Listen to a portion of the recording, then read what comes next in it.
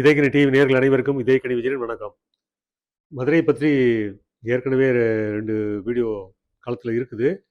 அதாவது சுந்தர் பற்றி, சுந்தர் புரட்சித் தலைவர் எம்ஜிஆர் அவர்களை பற்றி, அவருடைய சத்ருதயத்தை பற்றி சொன்னாங்க.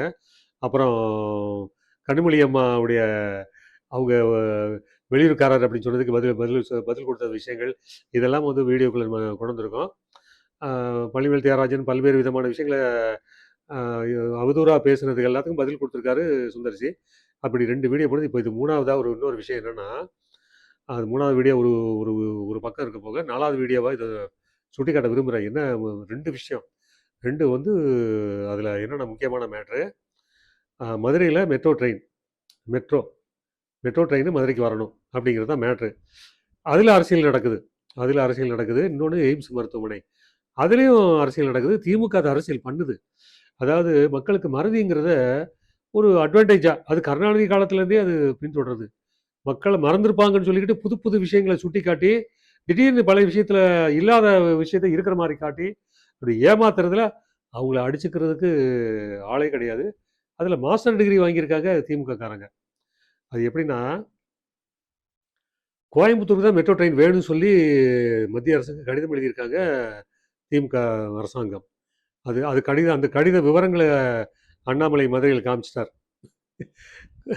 மதுரை தொகுதியில் 3 தொகுதியிலுமே அந்த கடிதத்தை காமிச்சிட்டாரு. காமிச்சு என்ன சொல்லியிருக்காருன்னா, அந்த கடிதத்தில் மதுரை பற்றி அவங்க கொண்டு வரவே இல்லை.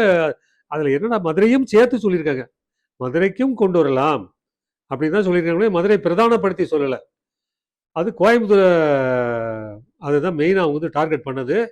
அதை தான் சொல்லியிருக்காங்க, மதுரை கொண்டு வர அப்படிங்கிறத அவர் விவரத்தோடு எடுத்து காமிச்சிட்டாரு. மெட்ரோ ட்ரெயின் வரும் என்பதற்கு உத்தரவாதம் அண்ணாமலை அவர்களால் தரப்பட்டிருக்கிறது. அது எல்லாமே மத்திய அரசாங்கத்திடம் தெரிஞ்சு கொண்டு அந்த விஷயத்தில் பிரச்சாரத்தில் அதை பயன்படுத்தியிருக்காரு. அதில் என்னென்னா, இவங்க இந்த மெட்ரோ ட்ரெயினுக்கு எந்த விதமான முன்னெடுப்பும் இல்லாமல் அது ஒரு குற்றமாகவே சொல்லிக்கிட்டு இருக்காங்க. ஏன்னா இவங்க அதிகமாக பதில் சொல்லாமல் இருக்கிற காரணம் வந்து அவங்களுக்கு ஒரு அட்வான்டேஜ் ஆகுது திமுகவுக்கு. இவங்க அப்பப்போ பதிலடி கொடுத்தாங்கன்னா வாய் பொத்திட்டு பேசாமல் போவாங்க. இப்போ பள்ளிவேல் ராஜனுக்கு அடித்த அடியில் இப்போ இனிமேல் சுருண்டுருவார், அவர் இனிமேல் வரமாட்டார். அது மாதிரி அடிக்கணும். அதில் இன்னொன்று, எய்ம்ஸ் மருத்துவமனை, மதுரை எய்ம்ஸ் மருத்துவமனை பற்றி எப்படி அரசியல் பேசுகிறாங்க. இந்த கூட்டணி கட்சிக்காரங்க அத்தனை பேரும் விழுந்து வைகோல ஆரம்பித்து, கம்யூனிஸ்ட்காரங்களை ஆரம்பித்து, விடுதலை சிறுத்தைகள் திருமணம் ஆரம்பித்து அத்தனை பேர் எய்ம்ஸை பற்றி பேசுகிறாங்க. அத்தனை பேர் எய்ம்ஸ் மருத்துவமனை வரல, ஏமாத்துறாங்க, பாரதிய ஜனதா ஏமாத்துது, இவங்களை நம்பாதீங்க இப்படி எல்லாம் சொல்லி, இது போன்ற ஒரு மோசமான அரசியல் ஒரு ஒரு ஒரு தலைவர்கள், அரசியல் நிர்வாகிகள் அப்படிலாம் தமிழ்நாட்டில் இனிமேல் பார்க்க முடியாது. அவ்வளோ மோசமாக ஒரு டாபிக் அப்படி வச்சுட்டு பேசுகிறாங்க. என்னென்னா, இவங்க பதில் அதான், பட் உடனுக்குடனே பதில், இவங்க அத்தனை பேருக்கு பதில் கொடுத்துருந்தாங்கன்னா இவங்களுக்கு இந்த வாயை திறந்துருக்க மாட்டாங்க. பதில் கொடுக்காதனுடைய விளைவு அது பொய் வந்து ஊர்வலம் போய்கிட்டு இருக்கு. எய்ம்ஸ் மருத்துவமனையை பொறுத்தவரையில் அவங்க மத்திய அரசு மொத்தம் 10, இந்தியாவில் 10 நகரங்களில், 10 மாநகரங்களில் எய்ம்ஸ் மருத்துவமனை, 10வது நகரம் மதுரை.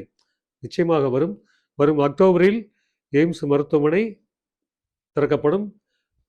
மோடி அவர்கள் இங்கே பாரத பிரதமர் மோடி அவர்கள் இங்கே வருகை வந்து இங்கே நம்ம மதுரையில் உள்ள இப்போ தொகுதியில் நிற்கிற அத்தனை பேருக்கு முன்னாடி அவர் திறந்து வைப்பார் அப்படின்னு சொன்னார். அதாவது செல்லூர் ராஜு, சுந்தர்சி, ராஜன் செல்லப்பா இவங்களெல்லாம் வச்சுக்கிட்டு இந்த மருத்துவமனை திறந்து வைப்பார் அப்படிங்கிறத, அதாவது மாநிலத்தினுடைய முதல்வராக ஆக்கப்படும், முதல்வர் ஆகும். அதாவது இவர் எத்தனை வாட்டி தான் சொல்லுவார் எடப்பாடி பழனிசாமி, வருங்கால முதல்வர்னே முதல்வர் வேட்பாளர்னே சொல்கிறார். அவர் அடுத்து முதல்வராக வரப்போகிறாரு அப்படின்னே சொல்கிறாரு. அந்த அளவுக்கு சின்சியராக அவர் சொல்கிறார். அப்படி அவரும் இருப்பார், இவங்கெல்லாம் வச்சு அதை திறந்து வைப்பார் அப்படின்னு சொல்கிறார். அது என்னென்னா, எய்ம்ஸ் மருத்துவமனைக்கு இடம் கொடுக்குறதுல 2 வருஷம் தாமதப்படுத்தியிருக்காங்க தமிழக அரசு. கொடுக்குறேன்னு சொல்லிட்டு திறக்கலன்னாங்க. ஆனால் அவன் கொடுக்கலங்கிறது 2 வருஷம். இந்த 2 வருஷம் தாமதப்படுத்தினுடைய விளைவு என்னாச்சுன்னா, அவங்க தொடங்கிட்டாங்க, பணிகளை தொடங்கிட்டாங்க. 1000 கோடி எக்ஸ்ட்ரா செலவு வருது. இப்போ 1000 கோடி கூடுதலான செலவு வருது எய்ம்ஸ் மருத்துவமனைக்காக. அதையும் மத்திய அரசு ஏற்றுக்கொண்டது. அந்த கூடுதல் செலவுகளையும் மட்டும் ஏற்றுக்கொண்டது. இது மாரி பண்றாங்க. இதைத்தான் வந்து பிரச்சாரத்துல எல்லா இடத்துலயும் சொல்லணும். எய்ம்ஸ் மருத்துவமனையை பத்தி வெறும் மதுரையோட அந்த விஷயத்தை சுட்டிக்காட்டக்கூடாது.